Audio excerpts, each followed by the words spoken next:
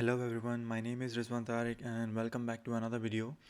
In this video, we are going to be implementing Microblaze on the FPGA. Previous video में हमने पूरा simulation workflow follow किया था और इस वीडियो के अंदर हम अब देखेंगे कि हम उसको इम्प्लीमेंट किस तरह से कर सकते हैं। तो ये जनरली फ़ास्ट होगा क्योंकि हम अपना डिज़ाइन ऑलरेडी बना चुके हैं, हम काफ़ी सारा काम ऑलरेडी पिछली वीडियो में कर चुके हैं, तो इम्प्लीमेंटेशन का जो वर्कफ्लो है वो कंपैरेटिवली फ़ास्टर होगा। तो जैसा कि मैंने आपको बताया था, ये हमारा था सिमुलेशन वर्कफ्लो और हमने कुछ चेंजेस की थी इसके अंदर ताकि हम इसको इम्प्लीमेंटेशन कंपैटिबल बना सकें, क्योंकि जैसा मैंने आपको बताया कि जिंक एफपीजीए जो है मेरे पास, उसमें मेरे पास क्लॉक अवेलेबल नहीं है एफपीजीए में, तो इसलिए मुझे ये जिंक प्रोसेसर इस्तेमाल करना पड़ रहा है और ये वीआईओ का इस्तेमाल मुझे करना पड़ रहा है। तो अगर मैं यहाँ पर आऊँ अपने डिज़ाइन में, so this is the design. B RAM implementation wrapper, ये वो डिज़ाइन है जो बेसिकली इम्प्लीमेंटेशन कंपैटिबल है और इसको मैं इस्तेमाल कर सकता हूँ इस डिज़ाइन को इम्प्लीमेंटेशन करने के लिए। और अगर आप देखोगे कि इस डिज़ाइन में और दूसरे डिज़ाइन में कोई ख़ास फ़र्क नहीं है, सिर्फ़ और सिर्फ क्लॉक देने का तरीका और रीसेट करने का तरीका मुख्तलिफ है, बाकी सारा डिज़ाइन सेम है। जी हाँ, तो अगर आपको याद हो तो मैंने ये दो डिज़ाइन बनाए थे, एक सिर्फ सिमुलेशन के लिए और एक सिर्फ इम्प्लीमेंटेशन के लिए।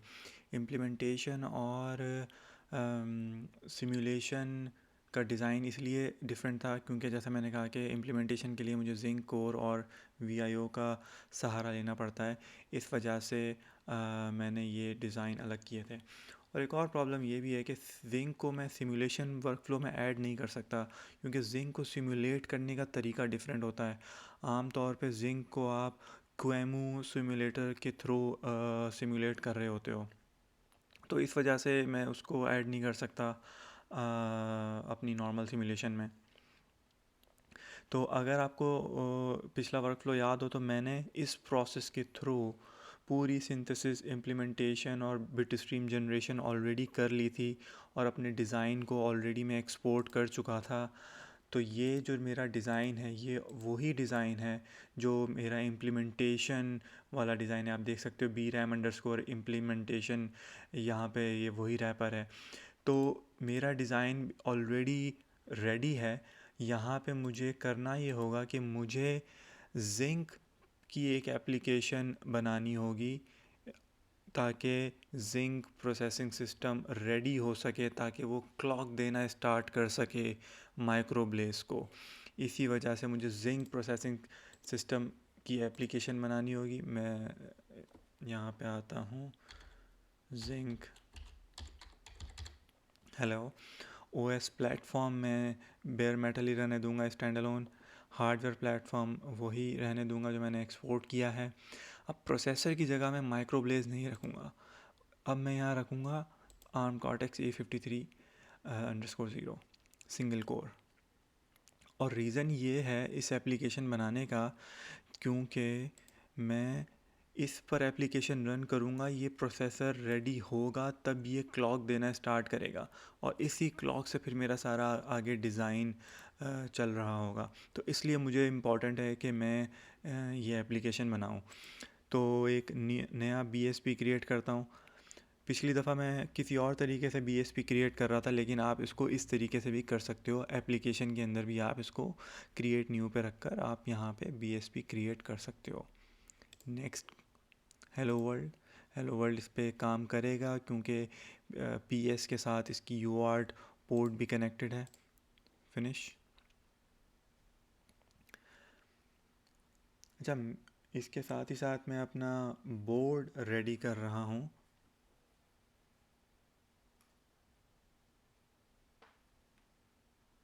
और अपना पुटी टर्मिनल में COM4 पे डिटेक्ट हो रही है मेरे पास और पॉड रेट ये है। मैं इसको ओपन कर लेता हूँ।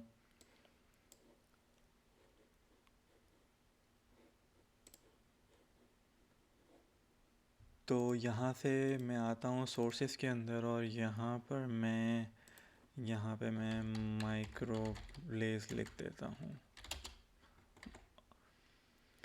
और जैसा कि आपको याद हो, अम, मैंने यहाँ पे बोर्ड सपोर्ट पैकेज की सेटिंग्स भी चेंज करनी होती हैं। सेटिंग्स चेंज करने का भी मैं काफ़ी डिटेल से एक्सप्लेन कर चुका हूँ। जो यूआर्ट पोर्ट है वो 1 है हमारी, 0 नहीं है। इसको मैं काफ़ी डिटेल से पिछली वीडियोस में डिस्कस कर चुका हूँ। इसको हमने दोनों को 1 ही करना है, तभी हमें डीबग मैसेजेस दिखना स्टार्ट होंगे इस प्रोसेसर में। ओके।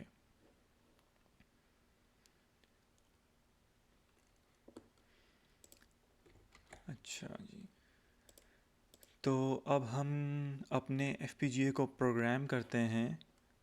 सबसे पहले हम रन करेंगे जिंक की एप्लीकेशन, और जिंक की एप्लीकेशन रन करेंगे तो इससे हमारा जो प्रोसेसर है वो रेडी हो जाएगा। वो क्लॉक देना स्टार्ट करेगा माइक्रो ब्लेस को और बी रैम को और एक साइड इंटरकनेक्ट को, पूरे डिज़ाइन को उसी से क्लॉक जारी होगी।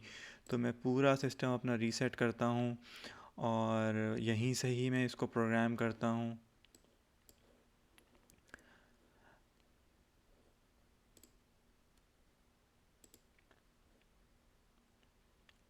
आप यहाँ देख सकते हो कि यहाँ पे मुझे ये प्रोसेसर जिंक प्रोसेसर सेलेक्ट करना है, तो तभी यहाँ पे ये जिंक हेलो दिखना स्टार्ट होगा। Apply run. बोर्ड में कनेक्ट कर चुका हूँ और आप यहाँ पे प्रोग्रेस बार देखना स्टार्ट हो। हाँ जी, प्रोग्रामिंग FPGA। और अगर मैं इस पुटी टर्मिनल को भी खोलूँ तो इसको यहाँ पे मैसेज प्रिंट करना चाहिए, और the message is printing, so our Zynq processor is working fine.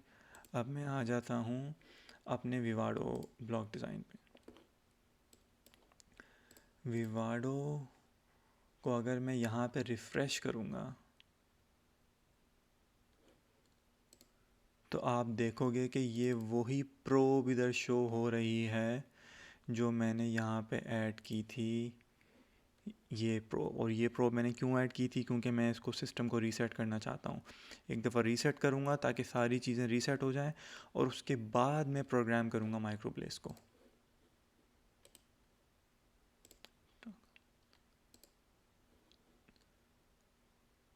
माइक्रोब्लेस here.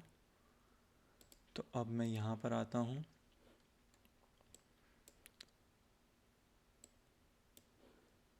माइक्रोब्लेस को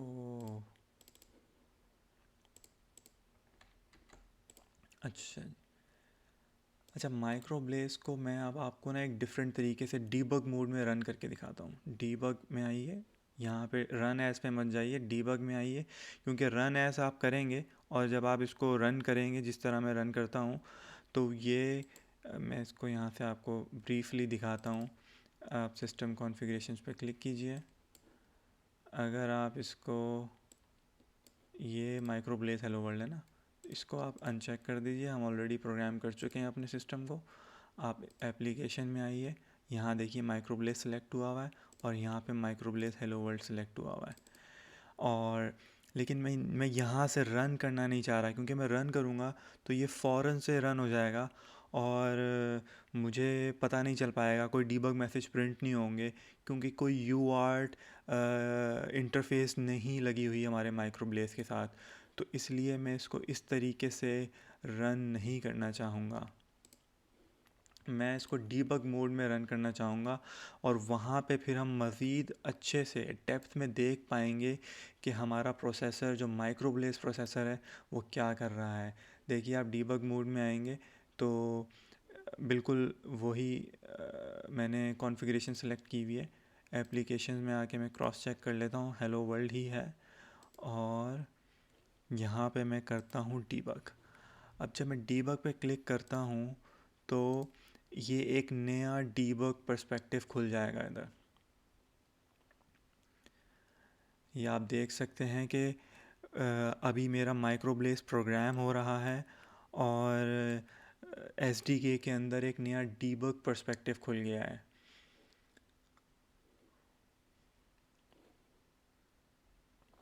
ऑलराइट, तो अगर आप यहाँ पे देखोगे, हेलो, इसको मैं थोड़ी सेटिंग करता हूँ। हाँ हाँ जी, तो आप देखोगे कि PL के अंदर हमारा माइक्रोब्लेज इम्प्लीमेंटेड है, और बाकी जो जिंक प्रोसेसर कोर्स हैं वो भी हमें यहाँ दिख रही हैं, और ये हमें स्टेटस दिखा रहा है एक सिंगल कोर का कि ये ऑलरेडी चल रही है कोर, ये इट्स ऑलरेडी रनिंग। और बाकी कोर्स आप देख सकते हो कि ये बाकी कोर्स रीसेट मोड में हैं, वो काम नहीं कर रही, सिर्फ सिंगल कोर चल रही है हमारी। और यहाँ पे आप आओ PL के अंदर, PL के अंदर वो डिटेक्ट कर रहा है कि एक माइक्रो ब्लेज है, और ये मेन पे आके इसका एक डिफ़ॉल्ट ब्रेक पॉइंट है, मेन पे रुका हुआ है हमारा कर्सर यहाँ पर। सही है। और अगर आप यहाँ पे देखोगे हमारी सारी वेरिएबल्स की जो वैल्यूज़ हैं वो आप देख सकते हो, ABC जो इनिशियलाइज हुई है 0 से, तो यहाँ पे सब 0 आ रहा है। और ये वैल्यू एक 820 कोई रैंडम वैल्यू असाइन हुई हुई है, क्योंकि अभी हमने डेड बीफ नहीं लिखा है। तो चूँकि हमने नहीं लिखा है तो इस वजह से यहाँ पे कोई भी रैंडम वैल्यू आ रही है जो भी सिस्टम ने इनिशियलाइज़ की होगी। तो अभी हम मज़ीद आगे जाने से पहले मैं आपको एक और दो तीन चीज़ें दिखाना चाहता हूँ। ये आप एड्रेस मैं कॉपी करता हूँ, ये वो एड्रेस है जिस पे मैं डेड बीफ लिख रहा हूँ।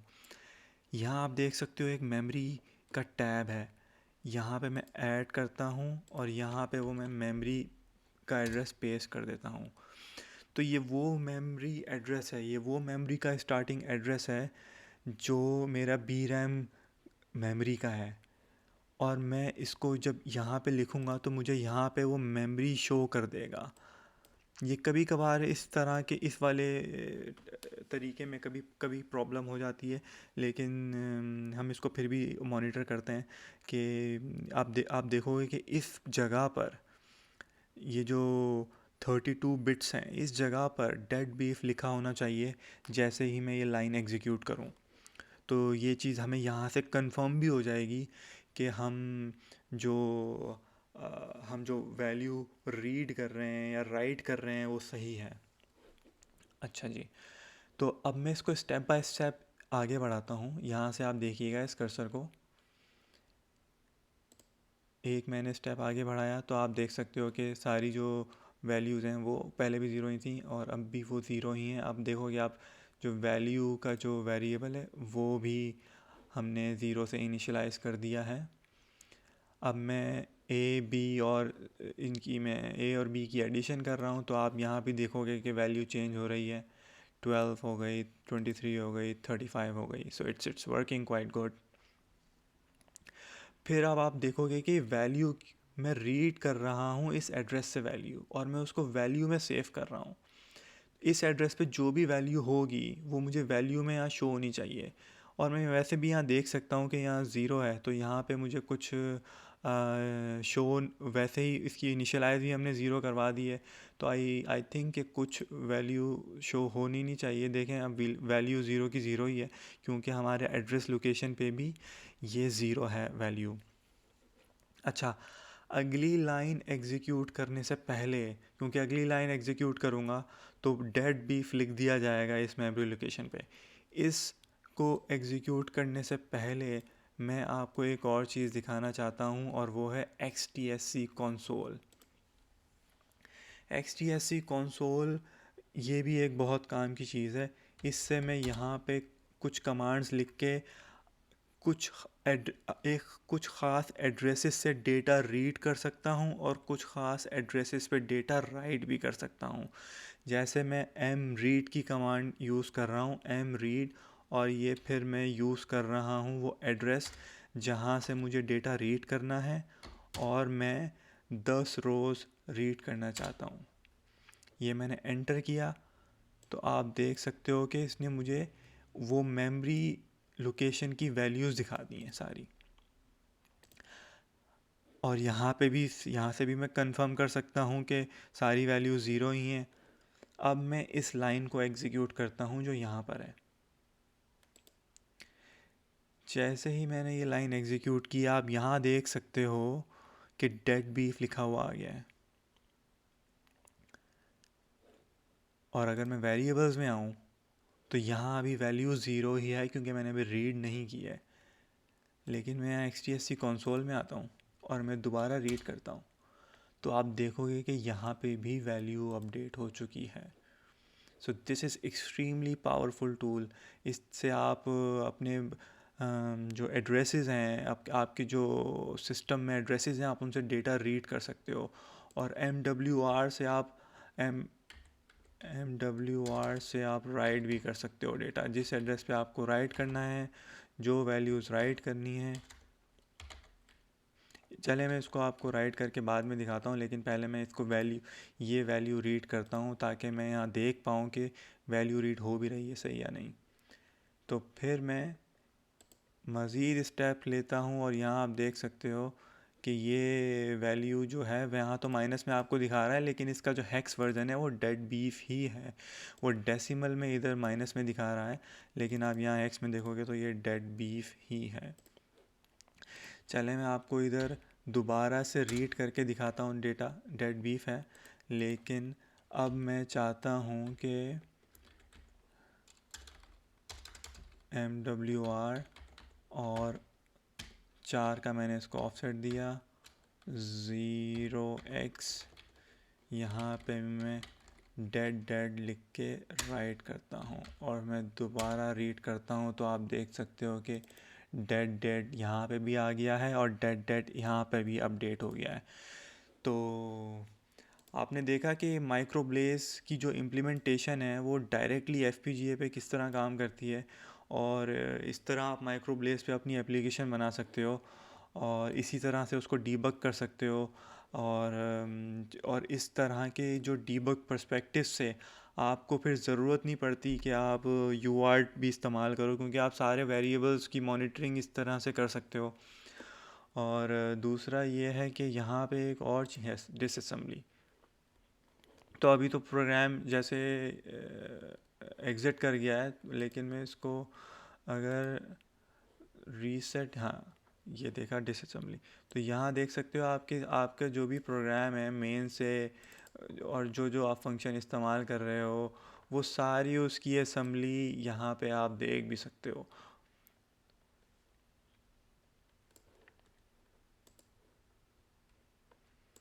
So yeah, this was it. Like the whole microblaze implementation. हमने सारी चीज़ें डिस्कस की हैं, किस तरह से उसको सिमुलेट करना है, किस तरह से उसको इम्प्लीमेंट करना है, क्या वर्क फ्लो होना चाहिए, और किस तरह से उसको डीबग करना है अपने प्रोग्राम को। I hope you enjoyed this video, और इससे आपको काफ़ी कुछ सीखने को मिला होगा। आपके जो भी सवालात हों आप कमेंट सेक्शन में मुझसे पूछ सकते हैं, and I will try to answer all of your questions. It would be really nice if you can also share these videos with other students who they can also benefit from such detailed lectures. So again, thank you so much for your time, and I hope you have enjoyed the video. I hope you learned something new from it. So let's see each other in a next video.